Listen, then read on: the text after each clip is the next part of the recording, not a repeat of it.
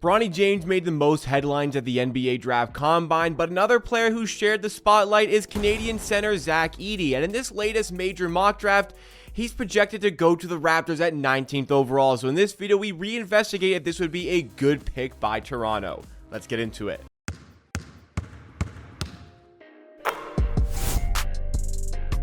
Yes, there's certainly been a buzz around the Toronto Raptors fan base and community regarding the possibility of the Raptors selecting Zach Edey with the 19th overall pick. And based on mock drafts that we've seen around the NBA, there's certain projections that he's going to be ahead of the 19th selection. The Raptors have no chance of getting him there.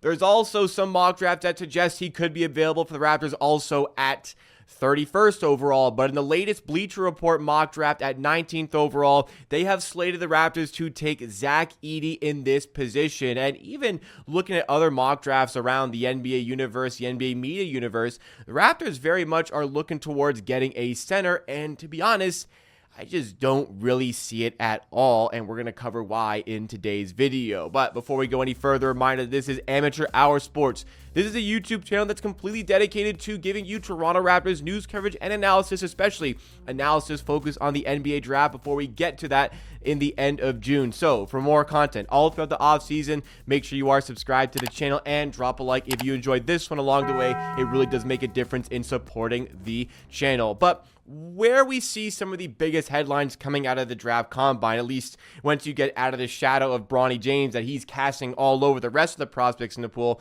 when you get to the other news around the players in this draft pool, Zach Edey's name does come up a lot, especially when it comes to the Toronto Raptors, mainly because, well, he's Canadian. The Raptors also do need to add some additional big man help. Zach Edey can provide that, and just for the casual Raptors fan, perhaps you watch this video, Zach Edey is just a household name for you at this point. He's back-to-back College Player of the Year, best player in the nation, and you're thinking, hey, there's a possibility of bringing somebody who has that level of talent to win that award on back-to-back years, somebody who played at the FIBA World Cup last year and was a bronze medalist with Canada, just a household name, and it's exciting to see the possibility of that player who just happens to also be Canadian ending up with the Toronto Raptors in that position. And the headline that did come out of the draft combine, aside from the fact that in socks this guy is 7'4" and has a 7'11" wingspan, is the fact that he knocked down 14 of 25 movement threes in certain drills there, which could open some eyes to the possibility of Zach Edey maybe developing a shot, maybe spacing his game out. And if Zach Edey has any sign of being able to develop a three-point game consistently for the NBA, that is going to significantly boost his draft stock. But even though the article here mentions that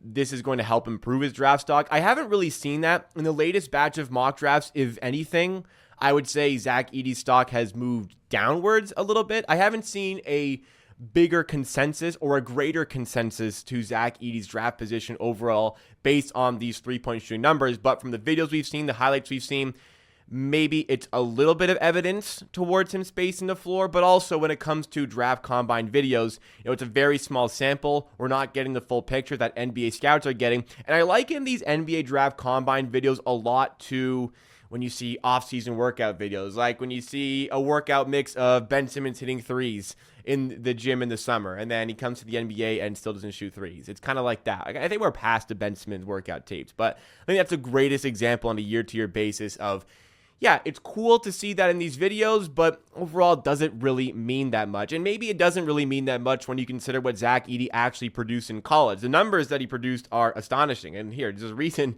he won Player of the Year for the second consecutive season here, averaging 25 points per game, putting up as well 12 rebounds per game, 2.2 blocks with outstanding efficiency, 62% shooting from the field. Decent free throw percentage for his size. Is going to hopefully continue to improve in the NBA, 71% there, but maybe signs of, hey, if you can hit 71% there, can we get him to like 30-something% in the NBA? Well, I've showcased the efficiency here, but the reality is, yes, he hit 14 of 25 movement threes in the NBA draft combine, but he also attempted 2 threes in his entire college basketball career. Not really something that's indicative of somebody who's willing to space the floor or able to space the floor. When it comes to Zach Edey as a prospect, we largely know exactly who he is. We know what he brings. We know his skills. We know his deficiencies. Like, we certainly know he can protect the rim. As an interior defender, he's going to be great. We certainly know on the inside, he's got the post moves. He's got the height and the length to be effective in scoring the inside. What we don't know is, well, there's something we do know. We know he's going to be a liability defensively out in the perimeter, in the open space. What we don't know is to what extent of a liability he is going to be in those positions. That is what scouts are going to try and have to navigate here. Look, the shooting, it's promising, it's cool. Do I expect that to translate to the NBA at some point? Like, I just really can't see it. Would love it for him. I just really cannot see it. Defensively, we know we can defend the rim, but it's just the open space. It's him getting picked on in the perimeter. This isn't the NCAA. There is a 3 in the key penalty on defense that does not exist in the NCAA where, you can just have him camped in the paint and you can play zone. That's something that a lot of college teams deploy, and rightfully so, but the game in the NBA is different. It's faster. It's more talented. It's more athletic. The people that you're playing against have a lot more in their bag to hurt you, and their schemes. The schemes are dedicated to finding your weaknesses on defense, and if Zach Edey is out there, that is going to be a weakness. Again, it is just to what extent of a weakness that is going to be, let alone as well for the Raptors. This is not a formidable perimeter defense team. It's easier to have a player like that out there so that you can have great perimeter defenders everywhere to kind of usher them towards the paint to meet Zach Edey, where you can have Zach Edey more playing like Rudy Gobert. Rudy Gobert won his 4th Defensive Player of the Year award this year, and what he does and what he especially did in the Denver series to be so successful is, he's not guarding Nikola Jokic. Karl-Anthony Towns is, but he's roaming on defense. He's playing as like that free safety on defense. Maybe that's a more suitable role, but is that something the Raptors are going to be able to execute? Is he even going to be good enough to warrant adjusting your entire system towards him? The signs just aren't quite there for me. And for a player with so many question marks associated, I'm just not sure why the Raptors would go for him at 19th overall. Not to mention the positional fit here. The Raptors have an opportunity here to address a real positional need here. And a real positional need is a backup point guard and a big wing defender. In the center position, Jacob Poeltl has 3 years left on his contract. Kelly Olynyk just signed a 2-year extension. Yes, Kelly Olynyk can play as a power forward, but does that create a bit of a logjam in the forward positions? Is that the best fit for Kelly Olynyk? I like Kelly Olynyk as a backup, and I do think the Raptors need to add some additional size into their team. But to do it with the 19th overall pick, when there's an opportunity to go for a different position that I previously outlined, again, it just doesn't really make a lot of sense there. And as I said earlier on, there's other major media companies producing mock drafts suggesting the Raptors could go for a center. Like Bleacher Report previously had Kyle Filipowski, the Duke center / power forward, to end up in the 19th spot to the Raptors. And the current ESPN mock draft, which I'd say at draft night is going to be the most accurate on a consistent basis from Jonathan Gavoni, that one has Kyle Filipowski ending up with the Raptors in the 19th overall position. It just doesn't really make sense to me why the Raptors would go for a center here, especially one with a whole lot more questions associated, where it's going to be difficult to even get them involved from day one because you have Poeltl in the center spot. You have Kelly Olynyk who can play the backup center spot. It'd be confusing to go in that direction when there is, again, that glaring hole to go for a point guard, to go for a big wing defender who are likely going to be very involved with the Raptors in the NBA on court from day one.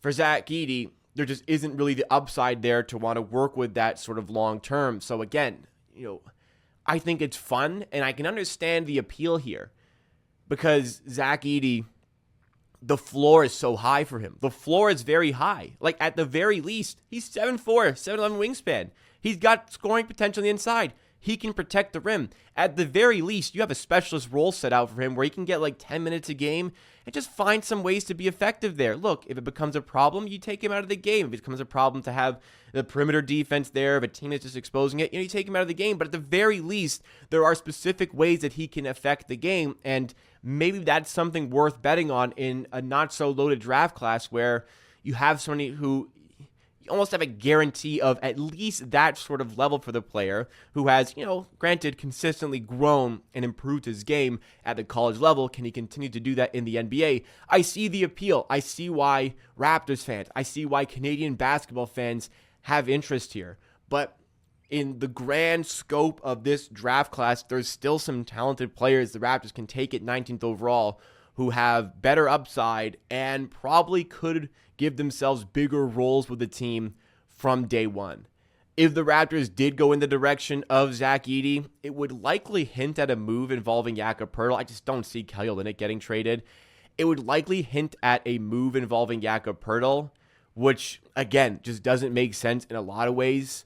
Zach Edey is a downgrade to Poeltl, and a pretty severe one at that. We saw how bad the Raptors looked last season when Jakob Poeltl wasn't playing. Like, maybe people didn't notice his impact when he was on the floor, Poeltl, but you certainly noticed it when he wasn't on the floor. So you're probably downgrading with Edey. Any player you do bring in, like we saw how difficult it was initially to bring in a big like Poeltl, so trying to do that again, why? Poeltl's here for 3 more years. He's not that old. There's still a ability there. He fits pretty well with the team. Good passer out of the high post. Great rim protector. There's just a whole lot of things here associated with Zach Edey ending up on the Raptors that just does not make sense to me. And for that reason, I do not see him ending up with the Raptors at 19th overall. Look, at 31st overall, hey, I'm willing to take a chance here. I'm willing to find a guy here with a high floor who could be the 3rd center on this team. So if Jakob Poeltl gets injured again, we don't forfeit size completely on the roster. I'm okay with that. I just think there's people that are better suited for the team at 19th overall. That being said, I'm prepared for the event the Raptors do go in this direction. Look, when I make these videos, I just try to be as honest as possible with my thoughts regarding basketball topics. That's just the way this channel works. That's hopefully why you're involved with this channel if you're subscribed to it. That's hopefully why there's currently over 17,000 people subscribed to the channel. Like, this is what I do. But in the end, my agenda is to support this guy. I don't have like any agenda against anybody. I want all players to succeed, and especially Canadian players. I want them to succeed. I want Zach Edey to succeed in the NBA. I really do.